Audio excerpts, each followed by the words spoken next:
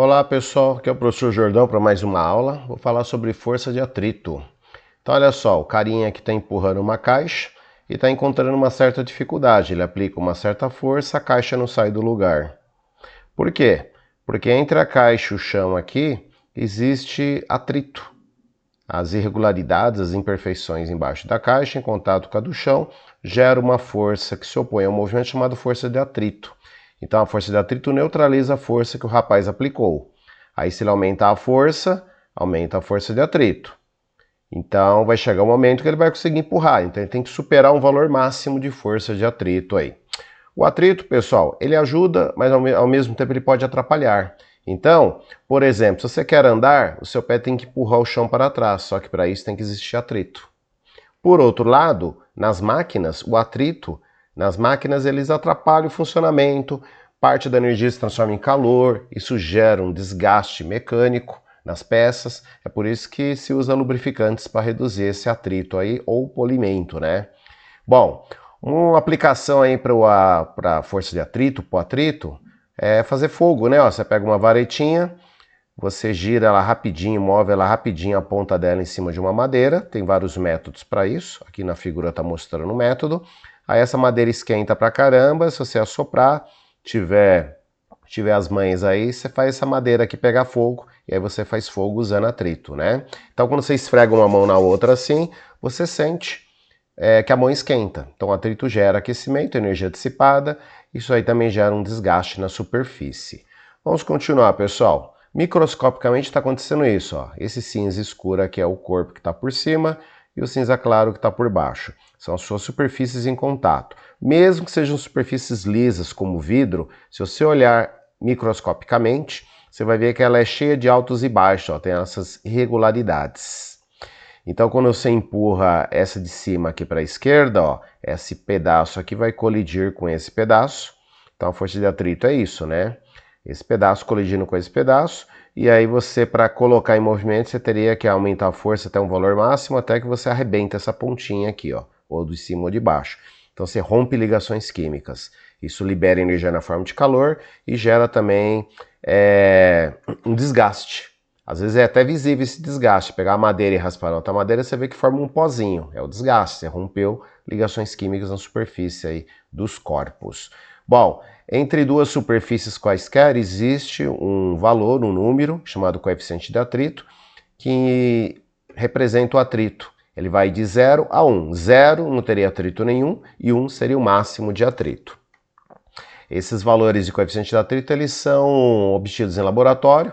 Aí o engenheiro, qualquer outro profissional que precise disso, ele tem isso em tabelas aí para facilitar o trabalho dele.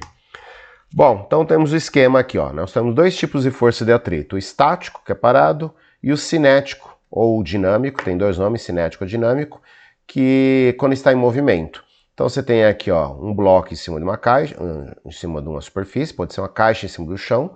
Você aplica uma força para a direita, e essa força é neutralizada por uma força para a esquerda, chamada força de atrito estática. Bom, e a caixa continua parada. Você aumenta o valor da força, aumenta a força de atrito estática. Ela neutraliza a força que se aplicou. Então, se aplica 10 newtons, a força de atrito estática vale 10 newtons. Se aplica 20, ela vale 20. Por isso que a flechinha está do mesmo tamanho aqui, ó, para dizer que tem a mesma intensidade. Bom, e você vai fazendo isso, vai aumentando a força aplicada, a força de atrito estática vai aumentando, até que chega num valor que você, se superar aquele valor, ele entra em movimento. Então a força de atrito estática vai de 0 até um valor máximo. Como é que se obtém esse valor máximo? Coeficiente de atrito estático, ó, nós usamos essa letra grega aqui, ó, mi, né, ó, mie, coeficiente de atrito estático, vezes a força normal. A força normal geralmente tem o valor do peso do corpo aí, certinho? Bom, então vamos lá. Se você superar essa máxima força de atrito estática, ele entra em movimento, aí passa a ser força de atrito dinâmica ou cinética, ok? Então você aplica uma força aqui, aí gera o atrito cinético ou dinâmico no sentido oposto. Duas situações.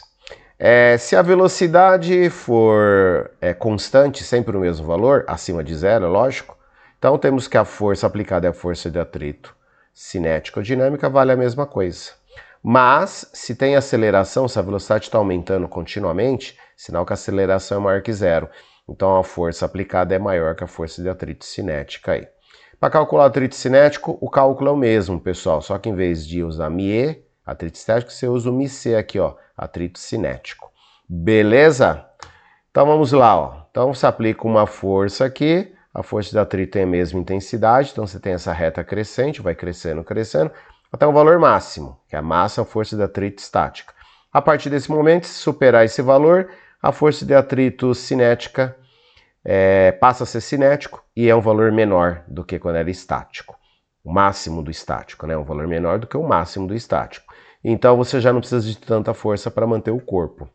Resumindo, é mais fácil manter um corpo em movimento do que colocar esse corpo em movimento aí, certinho? Porque o atrito cinético ou dinâmico é menor que a força de atrito estática máxima.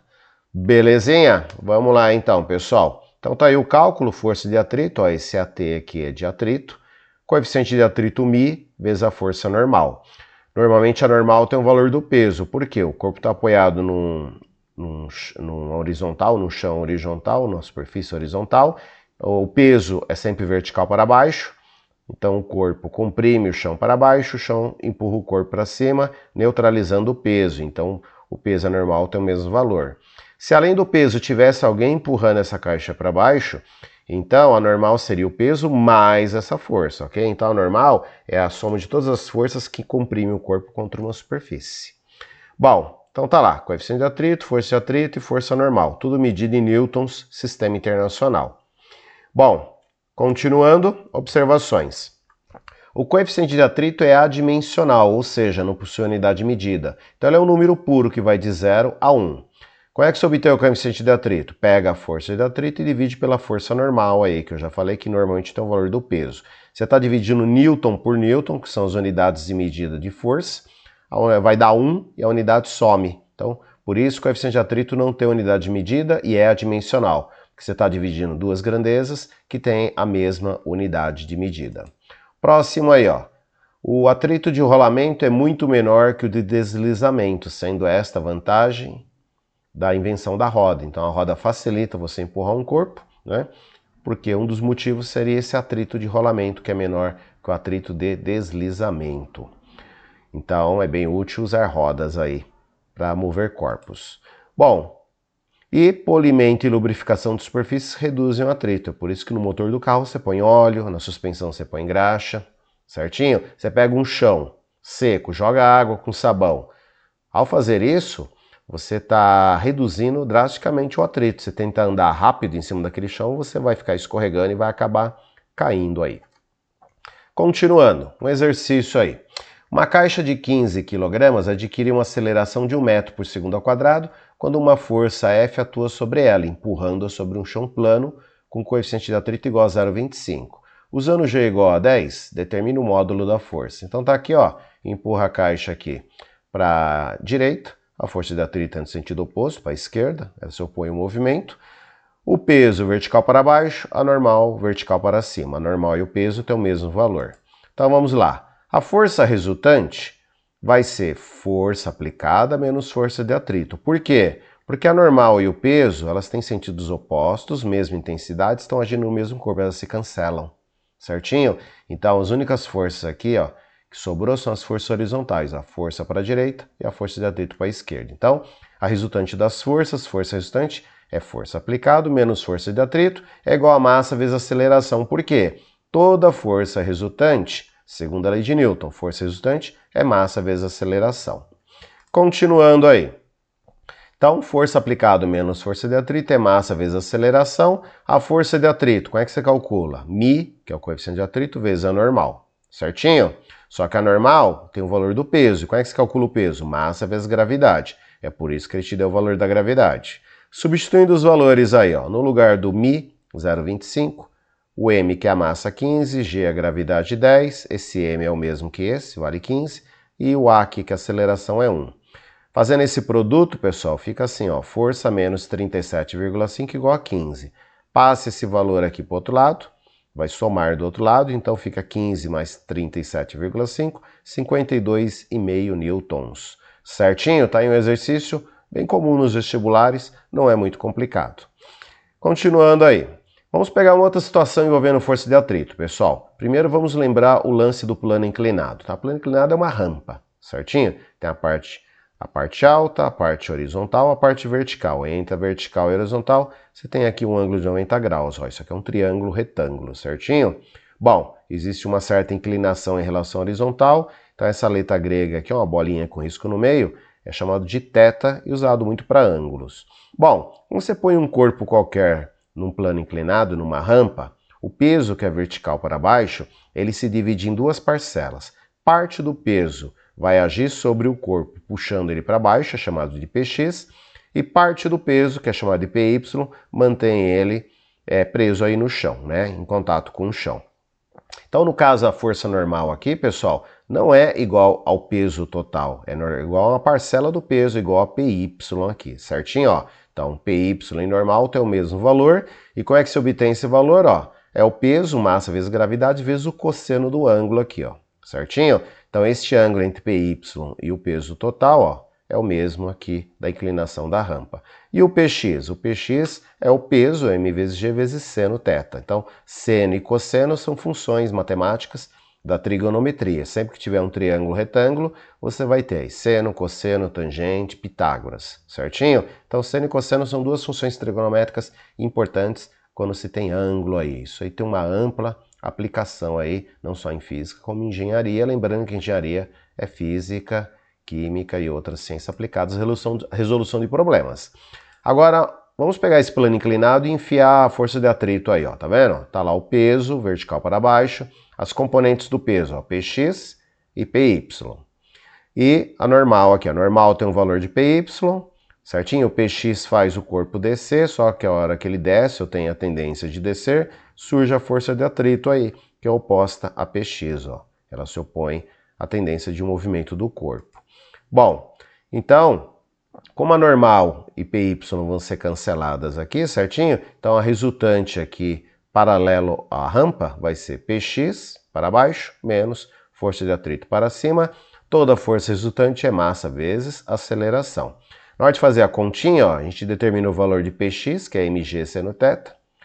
A normal tem o valor de Py, então a gente faz essa conta, ó, mg cosseno θ, e multiplica aqui pelo coeficiente de atrito. Eu vou resolver um exemplo, vai ficar mais claro como é que faz isso. Então vamos para o exemplo aí, Universidade de Fortaleza. Um bloco de massa 4 kg é abandonado num plano inclinado de 37 graus com horizontal, com o qual tem um coeficiente de atrito de 0,25. A aceleração do movimento do bloco em metros por segundo. Tem aqui as 5 alternativas. Me deu a gravidade, me deu o seno de 37 e o cosseno de 37, ó, 0,608. Vamos fazer isso aí então. Está aqui o desenho, Px para baixo, força de atrito para cima, normal e Py se cancelam, só me interessam as forças paralelo à rampa e o ângulo de 37 graus. Então tá lá, força resultante é massa vezes aceleração. Mas quem é a força resultante? Px menos força de atrito é igual a massa vezes aceleração. Então vamos lá, Px, P seno de 37 graus, mg seno de 37, ó, peso é massa vezes gravidade, fica mg seno de 37. Põe os valores, a massa é 4, gravidade 10, seno de 37, 0,6. Multiplica, Px vale 24 newtons. Força de atrito, μ vezes a normal, só que a normal é o peso vezes o cosseno de 37, só que o peso é m vezes g, ó. Então fica μ vezes m vezes g, cosseno de 37. Substitui os valores, ó, no lugar do μ 0,25, no lugar da massa 4, gravidade 10, cosseno de 37, 0,8. Multiplica os valores aqui, ó, vai dar 8 newtons. Então, voltando a essa de cima aqui, ó, Px menos força de atrito, então fica 24 com o Px, menos a força de atrito que é 8, é igual a massa vezes a aceleração. A massa vale 4 aí. 24 menos 8 dá 16, o 4 está multiplicando a aceleração, passa dividindo, então a aceleração é 16 dividido por 4. Isso vai dar 4 metros por segundo ao quadrado aí, então alternativa B de bola aí. Joinha? Então diz aí nos comentários o que você achou desse exercício, fácil, difícil. Então vamos lá, pessoal, chegamos no final aí. Por gentileza, aí, se inscreva no canal, assista os vídeos, né? São aulas de física, de astronomia, divulgação científica, vários vídeos curtos interessantes de divulgação científica. E verifica aí se alguém está precisando de aula de física e astronomia, tá aqui grátis no YouTube aqui. Beleza, pessoal? Ó, também lá no Instagram tem aí um perfil lá associado ao meu canal. Até mais, até a próxima aula, pessoal. Tchau, tchau.